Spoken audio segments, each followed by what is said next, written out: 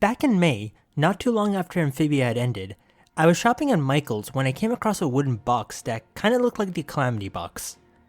Given I had just gotten out of classes for the semester and I had recently acquired a bunch of paint for another project I was working on, I decided, I'm in need of some big project to work on this summer, so why not try and turn this box into the Calamity Box from Amphibia and see how it may go.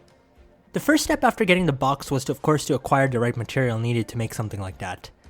Looking at screenshots of the box from the show, it was clear it was going to be a major undertaking. I first needed the right paint.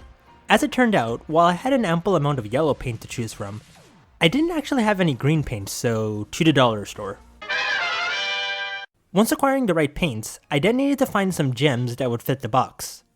Luckily, my local dollar store had that covered too, and I soon had the right color gems for the job. Though I needed to pick smaller variations of them given I had picked a smaller box, which would later prove to be a real challenge. Once I had that, I also needed to get some wooden dowels to help make the box's border that you can see in images of it. With that done, it was now time to work on making the box ready for painting, and that required some sanding. I also applied carpenter's glue to the cracks to help make the box look more uniform. Then came the masking tape and a lot of dark green paint to help make the box's exterior. I removed the latch on the front, which would later also prove to be a challenge as the removal caused some damage to the screw holes that I wouldn't realize till much later. Once the green paint had dried, I applied a second and third coat, and then moved to the corners to paint them gold as well. It soon became clear that while my goal was to build the Calamity Box, I was not likely to be able to make an exact replica with the dimensions of the box I had chosen. So instead, my goal was to make as close as possible to the in-show box as I could. Anyways, after giving the box a green and gold paint job on the inside and out, it was now time for the hardest part. The box's design. The Calamity Box of course has a very distinct and crazy design on it that I needed to replicate in order to make the box, look calamity, whatever. You know what I mean. To make the Calamity Box look like the Calamity Box. I was originally planning to try and make the design myself as best as I could, but by sheer luck, I managed to obtain a template. Around the same time, fellow Amphibia fan Luna Minstrel had also been working on a Calamity Box and had finished it not too long after I began work on my own. Hers is a lot better than mine, of course, and she did it with 3D printed parts. But she had also made templates of the design of the box and had mentioned in the comments that she'd DM anyone on Instagram them to help them make their own box. So that's what I did, and she very kindly sent the templates to me. So a huge thank you to Luna Minstrel for providing the templates for the box design. I couldn't have made this without her help. With the templates in hand, I now had to measure out the correct size of the box so that the templates would fit. Now, given I don't own a fancy 3D printer, I chose to just trace the template designs onto a piece of paper that I would then paint over in gold and apply to the box.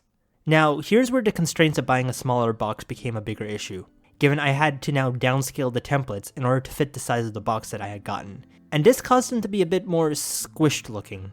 For example, here's the template that Luna sent me, and here's the resized one that I used to fit into the box's design. As you can see, it's a lot different, looking a bit more squished.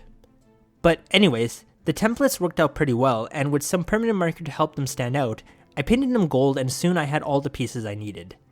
During this time I also cut the dowels to the right size and carefully hot glued them to the box.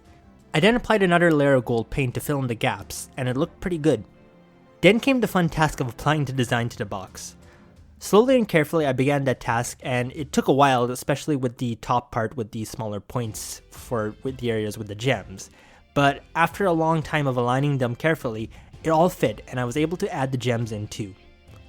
The box now looked less like a green and yellow chest and more like a box that could actually transport you to a world of talking frogs. But of course there was still one thing missing. The key. So for the key I cut down another dowel to about the same size that I needed, and then I took 2 popsicle sticks and cut them into the shape of the key as well. It took a few tries to get it right, and many popsicle sticks were lost in the process. All around me are familiar faces. But eventually it worked, and I was able to hot glue the pieces together. And so, 21 days after starting work on it, I had finally completed my Calamity Box.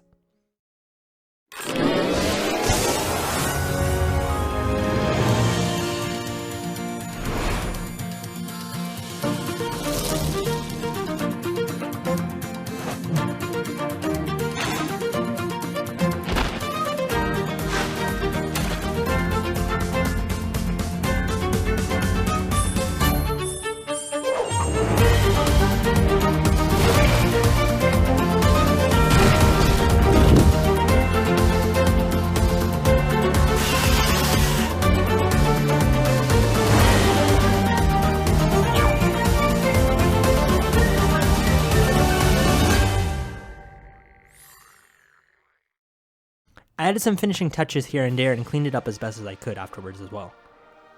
It's not a perfect replica and definitely a rough job, but I'm super proud of it and it was a ton of fun to make. It was a great summer project and one I'm really glad to have done. If I could do it again, I'd definitely choose a bigger box, as working with the smaller box was a real challenge and made the job a lot harder than it may have otherwise been. I would also get a box that looked more like the Calamity Box, as this one had a curvier top compared to the show's more semicircle box. It would have also allowed me to add more detail to the box as well, being it bigger and more looking like the Calamity Box. But overall, I'm happy with the box, and 3 months later, it's still holding up well. The only damage that's really happened to it since then is that the key fell off once and I had to reglue it. There's also been some faded parts that have appeared where another coat of paint may be needed, but as it stands right now, I'm fine with the box's look and it's one of my favorite items in my collection, especially given, I made it myself. Recently, the Mystery Shack has revealed they're planning to make and sell replicas of the box in 2023, and it'll be interesting perhaps to see and compare it to my own box and see how the Shack's box compares to mine. But that's still a long way away. With that said, this is a quick little video on how I made my Calamity Box. I'll leave links to an album below where I have all the photos of the box's creation and also a link to Luna's video in which she makes her own box. A huge thank you again to her for the templates. So yeah, thanks for watching, and if you make your own Calamity Box, all the best. It's a lot of work, but it's a lot of fun, and I definitely recommend anyone to try it out. Best of luck on your box. Bye.